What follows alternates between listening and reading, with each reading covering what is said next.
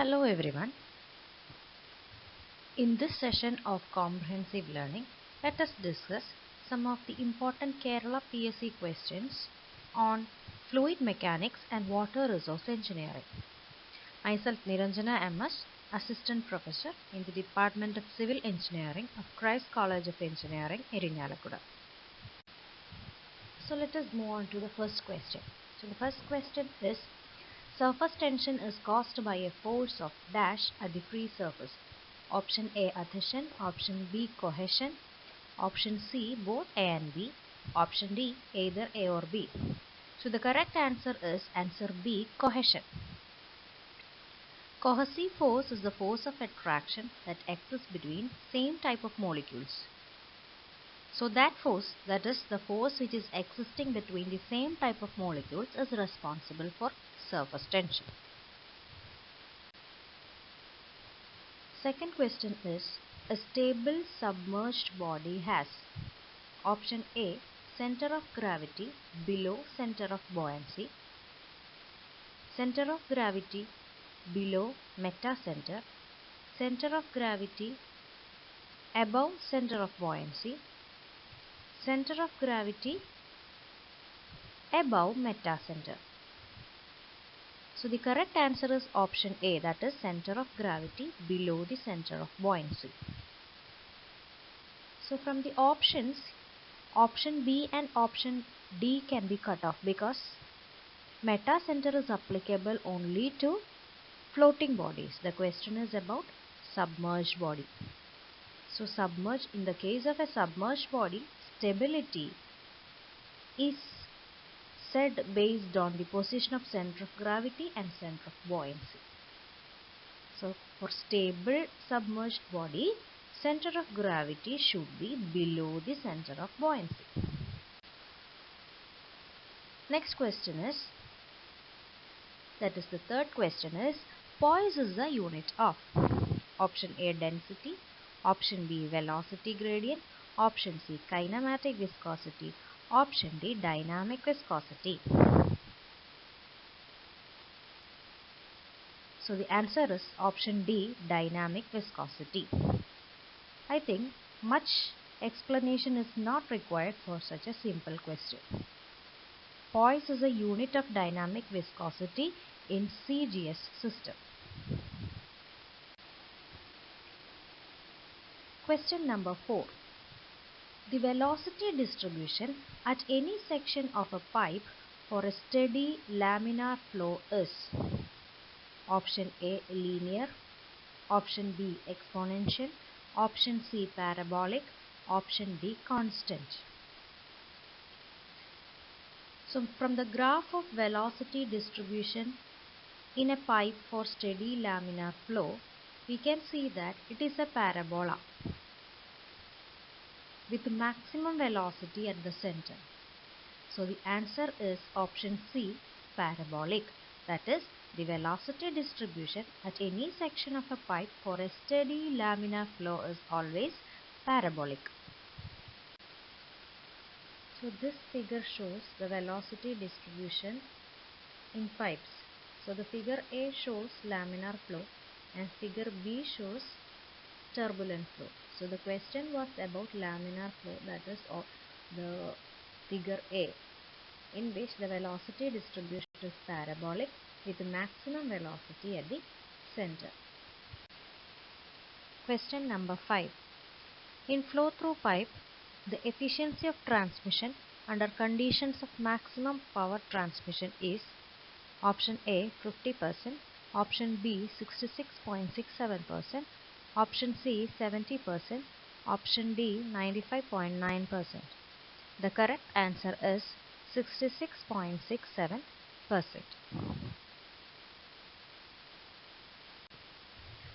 Sixth question.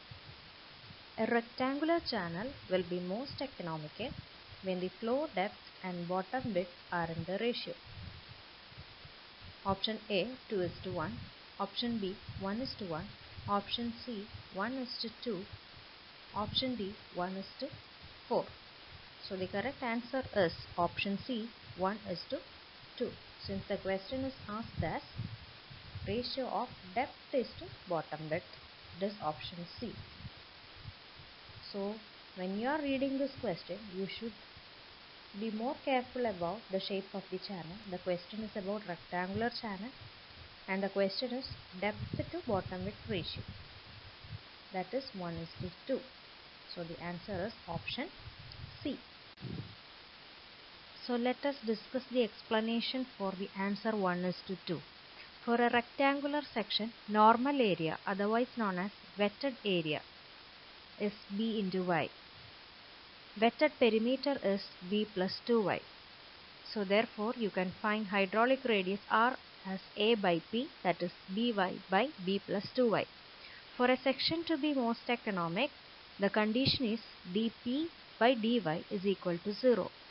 So when you are differentiating wetted perimeter with respect to y, finally you will get the answer as B is equal to 2y. That is, bottom width is equal to 2 times the depth of flow. So the condition for a rectangular channel to be most economic is that B is equal to 2y, or the ratio of depth to bottom width is 1:2. Question number 7. Water flow in large sized pipes for large flow rates can be measured using option A orifices, option B notches, option C venturimeter, option D elbow meter. For large sized pipes we generally use venturimeter. So the answer is option C. Question number 8. An inward flow reaction turbine. Option A impulse turbine, option B Francis turbine, option C Pelton turbine, option D all the above. So from the given options, the inward flow reaction turbine is Francis turbine. The amount of moisture present in the air is expressed as mass per unit volume is option A absolute humidity, option B saturation rate, option C vapor pressure, option D all the above. So the answer is absolute humidity. The amount of moisture can be determined by absolute humidity. Saturation rate and vapor pressure are not related to amount of moisture present in the air. Question number 10. The salt concentration in irrigation water is generally measured by option A sodium absorption ratio value, that is SAR value, electrical conductivity value, pH value, BOD value. So from the given options, salt concentration can be determined only by option B, that is electrical conductivity value. So the answer is option B. Question number 11. Optimum depth of core watering for rice is option A 13.5 cm, option B 16.5 cm, option C 19 cm, option D 20 cm. Core watering is the first watering that is being done for any crop. So for rice the value is 19 cm. Question number 12. The crop period for a crop is 120 days. It requires 10 cm depth of water at every 10 days. The delta is, so different options are given as 120 cm, 60 cm, 12 cm and 6 cm. Answer is option A 120 cm. Let us see how we got the answer as 120 cm. So this is the explanation for the above question.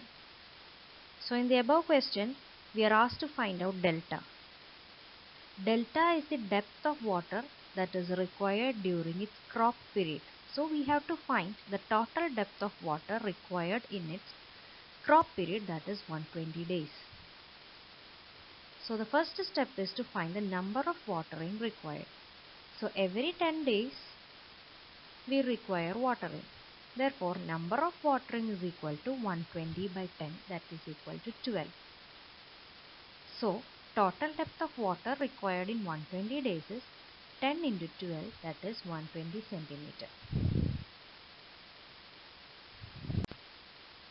Question number 13. The water which cannot be extracted by plants from the soil is called option A, capillary water, option B, hygroscopic water, option C, available moisture, option D, field capacity. The correct answer is hygroscopic water. Hygroscopic water is the water which is bound to the soil particles chemically. It cannot be extracted by plants. It can be removed only by oven drying. Question number 14. The canal which is not supposed to do any irrigation is called option A, major distributor, option B, minor distributor, option C, branch canal, option D, main canal. The correct answer is option D, main canal. That is because main canal does not irrigate any field. It will be just supplying water to the distributors and branches. The branch canal and distributor canals will be giving water to the fields and thus irrigating them. Therefore, main canal is not supposed to do any irrigation. Their function is just to provide water to branch canals and distributor canals. Question number 15. The geological formation which contains and readily yields water to tube wells.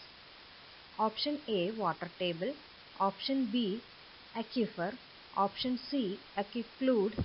Option D, aquefuge. So the correct answer is option B, aquifer. Option A, water table, will never be the answer because it is not a geological formation. Other three are geological formations. Aquiclude is a geological formation which contains water but does not yield water. That is, it can hold water but it will not yield the water. Example is clay. Aquefuge does not contain water and does not yield water. Example, rocks. Therefore, the correct answer is option B, aquifer. Question number 16. Type of cross drainage work where canal is passed below the drainage is option A, super passage, option B, aqueduct, option C, inlet, option D, level crossing. The answer is option A, super passage. Option B, aqueduct, is a structure in which canal is above the drainage, but the question is canal is below the drainage. Inlet and level crossing are structures in which canal water and drainage water are at the same level. Therefore, the water gets mixed up. Therefore, the correct answer is super passage. Question number 17. A reservoir which retains excess supplies during periods of peak flood flows and release them gradually during low flows. Option A, retarding reservoir. Option B, flood control reservoir. Option C, distribution reservoir. Option D, conservation reservoir. So the reservoir which stores water during peak flows and which release them gradually during low flows is only conservation reservoir. So the correct answer is option D. Question number 18. A plot of cumulative rain versus time is called mass curve, hydrograph, heatograph and DAT curve.